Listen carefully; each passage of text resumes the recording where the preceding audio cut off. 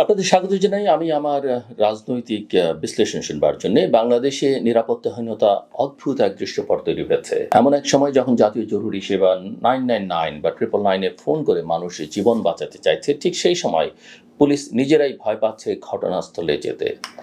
আদাবরের ঘটনাটা বেশ প্রতীকী। রাত 10:30টার দিকে শ্যামলী হাউজিংয়ের এক যুবককে আটকে রাখার খবর পেয়ে 4 সদস্যের একটি দল ছুটে গেল। আর সেখানে 8 থেকে 10 জনের মব হামলা। কনস্টেবল আলামিন দায়ের কোপে জখম, পুলিশ ভ্যান ভাঙচুর। একটি ঘটনার অভিজ্ঞতা পুরো বাহিনীর বুকে ঢুকে গেছে। ডিএমপির কর্মকর্তারা এখন খোলামেলা বলছেন, আমাদের ভেতরে ভয় ঢুকে গেছে।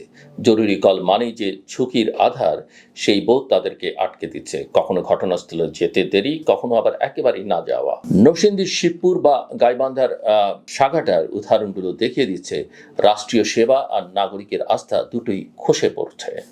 এই ভয়টা কোথা থেকে এলো? কেবল মবের হাতে আক্রান্ত হওয়ার আশঙ্কা নয়, এর পেছনে আছে বছরের পর বছর জমে থাকা জন অভিশাপ। বিগত শাসনামলে নিরস্ত্র ছাত্র জনতার উপর হামলা, সমালোচনাকারীদের বিরুদ্ধে মামলা, আইনকে ব্যবহার করে ভয় দেখানো, এসবের সম্মুখ ভাগে থাকতে হয়েছে পুলিশকে। গণ অভ্যুত্থানের পর সমীকরণ পাল্টেছে, কিন্তু মানুষের মনে যে ক্ষোভটা জেগেছিল তা রাতারাতি তো ধুয়ে যায় না। অনেক থানায় জনতা সরাসরি গিয়ে চাপ তৈরি করেছে। অনেক জায়গায় পুলিশ কর্মকর্তারা টার্গেটেড আক্রমণের ভয়ে মাঠ পর্যায়কে লো প্রোফাইল করে রেখেছেন। ফলে 999 বা 999 ভরসা যে একসময় মানুষ বুক চাপড়ে বলতো ফোন দিলেই সাহায্য, আর সেখানে জেগে উঠেছে সংশয়ের ছায়া। সরকারি পরিসংখ্যান বলছে 2017 থেকে 2024 এপ্রিল পর্যন্ত 6 কোটির বেশি কল এসছে, কিন্তু সেই সংখ্যার আড়ালে যে অভিজ্ঞতা, কখনো সাহায্য আসছে না, কখনো ফোনেই মীমাংসা করতে বলছে কেউ, আবার কোথাও টাকা লাগবে, এসব গল্প সোশ্যাল মিডিয়া থেকে লোকমুখে দ্রুত ছড়িয়ে পড়ছে। আস্থা একবার ভাঙলে ওটার ঘোষণায় জোড়া লাগে না, বাস্তবে বদল চাই। এখানে অন্তর্বর্তী সরকারের একটি মৌলিক কাজ ছিল পুলিশকে শাস্তিমুখী রাষ্ট্রযন্ত্র থেকে প্রকৃত সেবাদাতা প্রতিষ্ঠানে ফিরিয়ে আনা। মানে টহলে গেলে তারা যেন সংখ্যায় কম না থাকে, সুরক্ষিত থাকে, ঘটনাস্থলে ভিডিও, অডিও, বডিগ্যামের উপস্থিতি থাকে, অপারেশনাল প্রোটোকল হয় স্বচ্ছ এবং জবাবদিহিমূলক। 2টা টিম পাঠাই বললেই দায়িত্ব শেষ নয়। মাঠ পর্যায়কে দৃশ্যমান নিরাপত্তা দিতে হবে, যাতে তারা বুঝতে পারে রাষ্ট্র তাদের পাশে আছে। আর সমান্তরালে নাগরিকদের দিকেও বার্তা যেতে হবে, মব জাস্টিস স্বাভাবিক নয়, বরং শাস্তিযোগ্য। সমস্যার সমাধান আইনের পথে, পঞ্চির দাপে নয়। আইন শৃঙ্খলার এই সামাজিক কন্ট্রাক্টটাই এখন ভেঙে আছে। রাজনীতির ময়দানে একসঙ্গে চলছে আরেক টানাপোড়েন। আনুপাতিক প্রতিনিধিত্ব নিয়ে অদৃশ্য কিন্তু তীব্র তর্কাশাকষি। বৈষম্য বিরোধী ছাত্র আন্দোলন যখন কোটা সংস্কার থেকে হাসিনা সরকারের পদ থেকে পৌঁছালো, তখনও কারো মুখে আনুপাতিক ভোট ব্যবস্থার কথা শোনা যায়নি। ওটা এলো পরে, যখন নির্বাচনের দিনক্ষণ নিয়ে বাস্তব আলাপ শুরু হলো। রাজনৈতিক হিসাব সোজা, যে দল আসন ভিত্তিক ভোটে পিছিয়ে পড়বে তারা চায় ভোটের অনুপাতে আসন বন্টন হোক, যাদের গ্রাউন্ড গেম শক্তিশালী তারা চায় বর্তমান সিস্টেমে নির্বাচন হোক। জামায়াত বা নতুন কিংস পার্টি হিসেবে পরিচিত শক্তিগুলোর জন্য আনুপাতিক পদ্ধতি মানে কম সংগঠন, কম প্রার্থী, কিন্তু মোট ভোটের উপর নির্ভর করে সংসদে সম্মানজনক উপস্থিতি। অন্যদিকে বিএনপি বাস্তববাদী এক হাইব্রিড প্রস্তাব তুলেছে, দ্বিকক্ষ পার্লামেন্ট, যেখানে উচ্চকক্ষে আনুপাতিক প্রতিনিধিত্ব, এতে নীতিগত সংস্কারের একটা জানালা খোলা থাকে, কিন্তু নিম্নকক্ষের মাঠে সংখ্যাগরিষ্ঠতার খেলাও জারি থাকে। কিন্তু এখানে দুটো অবিচ্ছেদ্য শর্ত আছে। প্রথমত, অন্তর্বর্তী সরকার সংবিধানের মৌলিক রদবদল করার ম্যান্ডেট রাখে না। তাদের কাজ সংস্কারের খসড়া তৈরি, আলোচনার প্ল্যাটফর্ম, প্রশাসনিক স্বাভাবিকতা ফেরানো, এর বেশি নয়। তাই আগামী নির্বাচনে হঠাৎ করে আনুপাতিক পদ্ধতি চালু, এটা প্রায় অবাস্তব।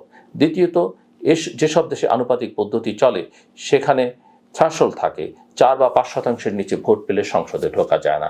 উদ্দেশ্য পরিষ্কার, খণ্ডিত ছোট ছোট দল দিয়ে সংসদকে অস্থিতিশীল হতে না দেয়া।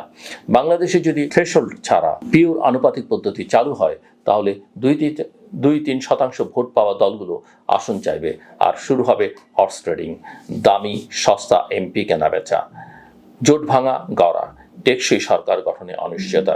ইতিহাস আমাদের শিখিয়েছে, দুর্বল জোট সরকার মানেই প্রশাসনিক ক্লান্তি, অর্থনীতির নড়বড়ে হাঁটাচলা, আর নীতিগত সিদ্ধান্তে দোদুল্যমানতায়।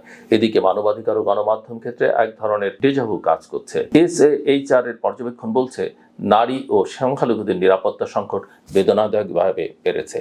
মব হিংসা আর প্রতিহিংসামূলক আক্রমণ নতুন স্বাভাবিক হয়ে যাচ্ছে। একই সঙ্গে আগের সরকারের দমনমূলক আইনের ব্যবহার, বিশেষ ক্ষমতা আইন, সন্ত্রাস দমন আইন, সাইবার নিরাপত্তা আইন বন্ধ হওয়ার বদলে বহু ক্ষেত্রে জারি আছে। সম্পাদক পরিষদের বক্তব্য তাই, AI জেনারেটেড বলে একটি বিতর্কিত পুলিশ ছবিকে উড়িয়ে দেয়া বা DRU-তে মব ঢুকিয়ে অনুষ্ঠান ভণ্ডুল করা কিংবা পুরনো ধাঁচে মিডিয়া সেফটি আইন এগোনোর চেষ্টা, সব মিলিয়ে আগে স্বৈরাচারী রাজত্বেরই বা মনস্তত্ত্বেরই পুনরাবৃত্তি মনে করায়। মানুষ ভেবেছিল বদলের পর আইন হবে নিরপেক্ষ, যার অপরাধ তার শাস্তি। ঘটনাগুলো তাদের সন্দেহ বাড়াচ্ছে যে কেবল রং বদলেছে, রীতির বদল হয়নি।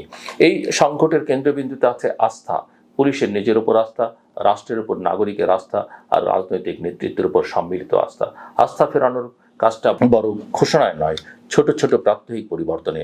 999-এ ফোন দিয়ে কেউ সাহায্য চাইলে রেসপন্স টাইম, টিম এবং তার size, body cam footage, operational report সবই হতে হবে স্বচ্ছ এবং অডিটেবল। দুর্নীতির অভিযোগ উঠলে ইউনিট বাই ইউনিট তদন্তে দৃষ্টান্তমূলক ব্যবস্থা দিতে হবে, যাতে পরের বার ঘুষ চাইতে কেউ 10 বার ভাবে। মাঠ পর্যায়কে রিস্ক শেয়ারিং মেকানিজম দিতে হবে। যে অফিসার ঝুঁকি নিয়ে এগুলেন তাকে আইনি ও প্রশাসনিক সুরক্ষা নিশ্চিত করতে হবে। আর নাগরিক পক্ষকেও কুইক রেসপন্স উইটনেস প্ল্যাটফর্ম চাই। ফোনে শুধু অভিযোগ নয়, ভিডিও প্রমাণ নিরাপদে আপলোডের নিশ্চয়তা। মব হিংসায় যারা নেতৃত্ব দেন তাদের দ্রুত বিচার, দ্রুত রায়, দ্রুত দৃষ্টান্ত। রাজনীতির খাতায় আনুপাতিক প্রতিনিধিত্ব নিয়ে যে পাওয়ার ক্যালকুলাস চলছে তার সঙ্গে সমান্তরালে দরকার জন আলোচনা। আনুপাতিক মানে কি? থ্রেশহোল্ড কয় শতাংশ হওয়া উচিত? অঞ্চলে অঞ্চলে আসন বন্টনের সূত্র কি হবে? জোট রাজনীতির নৈতিক সীমা কোথায়? এই প্রশ্নগুলোকে পার্টি অফিসের বোর্ডরুমের আটকে রাখলে চলবে না। বিশ্ববিদ্যালয়, সংবাদ মাধ্যম, সিভিল সোসাইটি সব জায়গায় চুক্তির ভাষায় এগুলো খুলে বলা দরকার। গণভোটের কথাও টেবিলে রাখা যেতে পারে, কিন্তু গণভোট মানে হ্যাঁ বা নার আবেগী রায় নয়। তার আগে প্রয়োজন জনশিক্ষা, বিশ্বস্ত তথ্য, নিরপেক্ষ মডেলিং। শেষ কথা, বাংলাদেশ এই মুহূর্তে দ্বিমুখী সংকটে। একদিকে পুলিশ ভয় পঙ্গু, অন্যদিকে দলগুলো নিজেদের সুবিধার অঙ্ক কষতে ব্যস্ত। এর মধ্যে সাধারণ মানুষ রাস্তায় নিরাপত্তা পাচ্ছে না, আবার ভোটের খাতায়ও তারা কেবল পরিসংখ্যান।